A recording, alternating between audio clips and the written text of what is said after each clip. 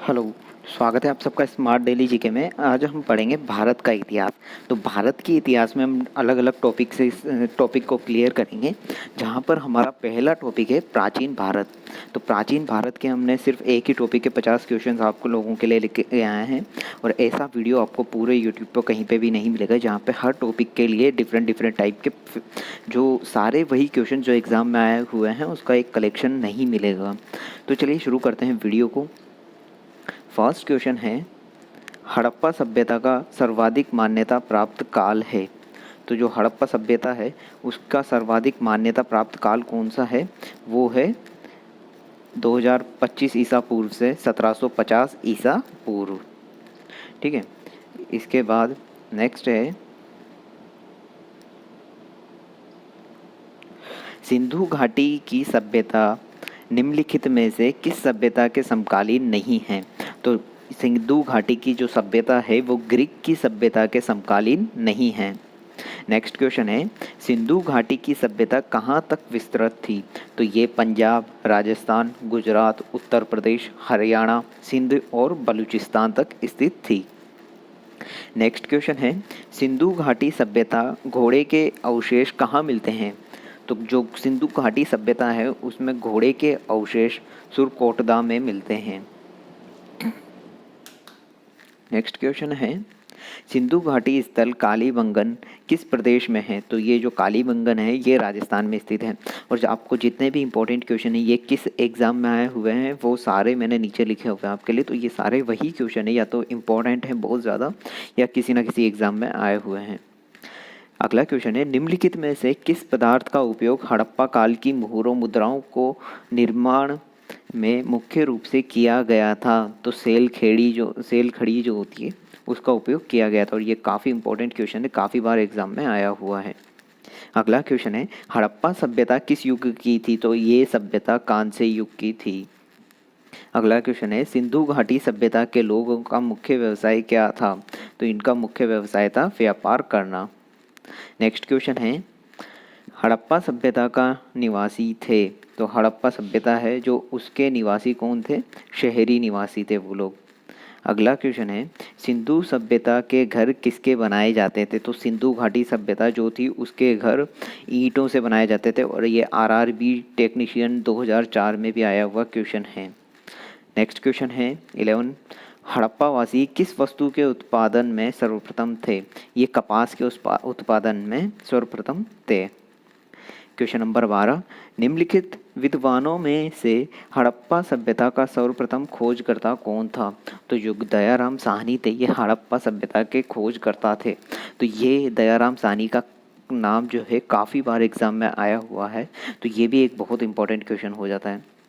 अगला क्वेश्चन है, सिंधु सभ्यता का पत्तनगर बंदरगाह जो है कौन सा था? तो इनका जो बंदरगाह था ये लोथल था। सिंधु सभ्यता लोथल, ये आपको याद करना है। और ये काफ़ी बार एग्जाम में आया हुआ क्वेश्चन है, तो इसको इजीली आपको याद हो जाएगा ये क्वेश्चन। लोथल ये 1999 में, 2005 आरआरबी रांची टीसी में, यूपीपीएससी 1999 बीपीएससी 2010, 4 बार ये क्वेश्चन आया हुआ है और काफ़ी छोटे मोटे एग्जामों में ये क्वेश्चन आया हुआ है। अगला क्वेश्चन है, पैमानों की खोज ने ये सिद्ध कर दिया कि सिंधु घाटी के लोग माप और तौल से परिचित थे। ये खोज कहाँ पर हुई थी? तो ये खोज लोथल में हुई थी जो कि सिंधु घाटी सभ्यता का बंदरगाह था। काफ़ी सारे क्वेश्चन इससे जुड़े हुए हैं इस लोथल शब्द से। अगला क्वेश्चन है क्वेश्चन नंबर 15, हड़प्पा सभ्यता के अंतर्गत हल से जोते गए खेत का साक्ष्य कहाँ से मिलता है? तो कालीबंगा सभ्यता से इसका साक्ष्य मिलता है। नेक्स्ट क्वेश्चन है, सिंधु सभ्यता की ईंटों का अलंकरण किस स्थान से मिला है? तो कालीबंगा सभ्यता से इसका अलंकरण मिला है। अगला क्वेश्चन है क्वेश्चन नंबर 17, मोहनजोदड़ो कहाँ स्थित है? तो ये जो मोहनजोदड़ो सभ्यता है ये सिंध प्रांत में स्थित है। अगला क्वेश्चन है क्वेश्चन नंबर 18, सिंध सभ्यता में वृहत स्नानागार पाया गया। तो ये जो पाया गया है ये है मोहनजोदड़ो में। सिंधु सभ्यता की मुद्रा के किस देवता के समतुल्य चित्रांकन मिलता है? तो आग शिव की मुद्रा के समतुल्य इसका चित्रांकन मिलता है। क्वेश्चन नंबर 20, निम्नलिखित में से कौन सा हड़प्पाकालीन स्थल गुजरात में स्थित है? जो हड़प्पाकालीन स्थल है ये लोथल में स्थित है। लोथल जो है ये गुजरात में स्थित है। क्वेश्चन नंबर 21 है, मोहनजोदड़ो का स्थानीय नाम क्या है? मृतकों का टीला। ये काफ़ी बार एग्जाम में आया हुआ क्वेश्चन है और काफ़ी इंपॉर्टेंट क्वेश्चन है। मोहनजोदड़ो का स्थानीय नाम है मृतकों का टीला। क्वेश्चन नंबर 22, पूर्व वैदिक या ऋग्वैदिक संस्कृति का काल किसे माना गया है? तो 1500 ईसा पूर्व से 1000 ईसा पूर्व को पूर्व वैदिक या ऋग्वैदिक संस्कृति का काल माना गया है। क्वेश्चन नंबर 23 है, आर्य शब्द का शाब्दिक अर्थ है? तो आर्य शब्द जो है उसका शाब्दिक अर्थ होता है श्रेष्ठ या कुलीन। ये भी एक बहुत इंपॉर्टेंट क्वेश्चन है। अगला क्वेश्चन है क्वेश्चन नंबर 24, प्रारंभिक आर्य के बारे में निम्न कथनों में से कौन सा सही नहीं है? वे मुख्यतः नगरों में निवास करते थे। ये सही बात नहीं है। ये संस्कृत बोलने वाले थे, घुड़सवार करते थे और कई झुंडों में भारत पहुंचे थे। ये बात सही है। क्वेश्चन नंबर 25, निम्न में से किस फसल का ज्ञान वैदिक काल के लोगों को नहीं था? तंबाकू का ज्ञान वैदिक काल के लोगों को नहीं था।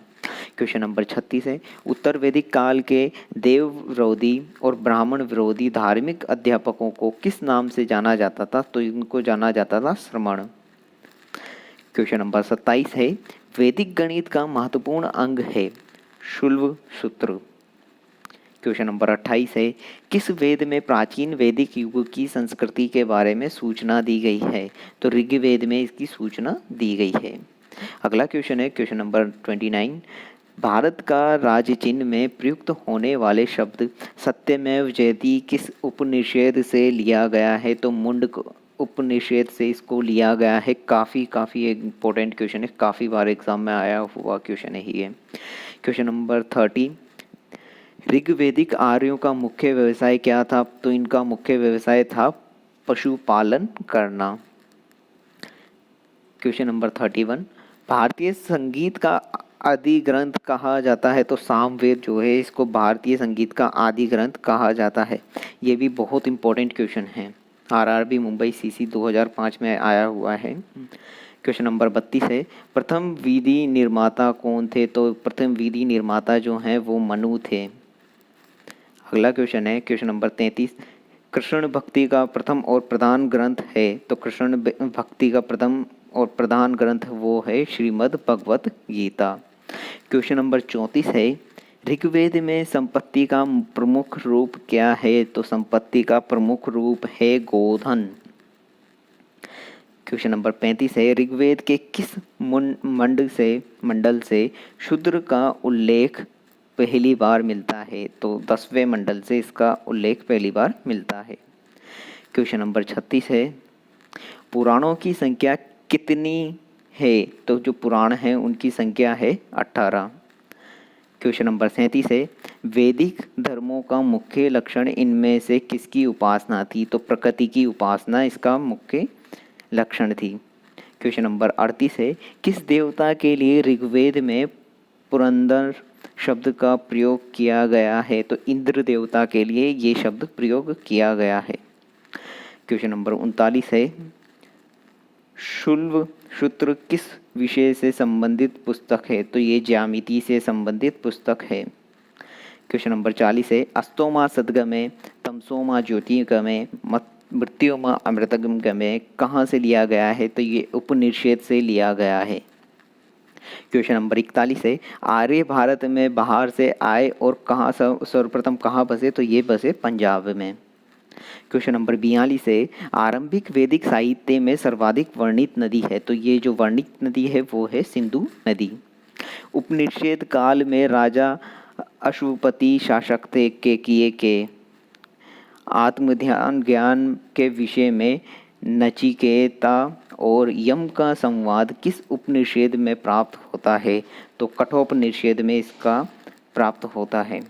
क्वेश्चन नंबर 45 है, वैदिक नदी कुंभा काबुल का स्थान कहाँ निर्धारित होना चाहिए? अफगानिस्तान में।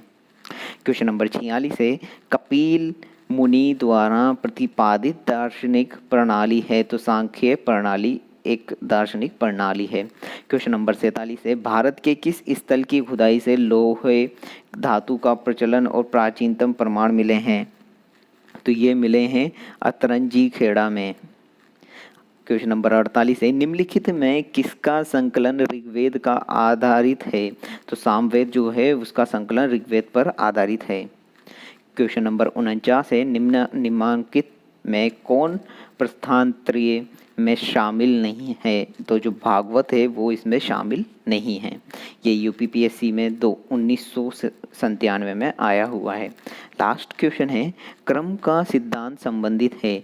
तो ये जो क्रम का सिद्धांत है ये मीमांसा से संबंधित है। ये सारे क्वेश्चन वे क्वेश्चन हैं जो एग्ज़ाम में आए हुए हैं और आपको सिर्फ एक क्वेश्चन आता है एग्ज़ाम में, तो होप सो आपको इनमें से एक टॉपिक का एक क्वेश्चन इजीली मिल जाएगा। तो आगे के लिए जितनी नए नए टॉपिक हैं उनके लिए मैं वीडियो बनाऊंगा, उसके लिए आपको वीडियो को लाइक शेयर ज़रूर करें और हमारे यूट्यूब चैनल को सब्सक्राइब ज़रूर करें। Thank you, bye bye.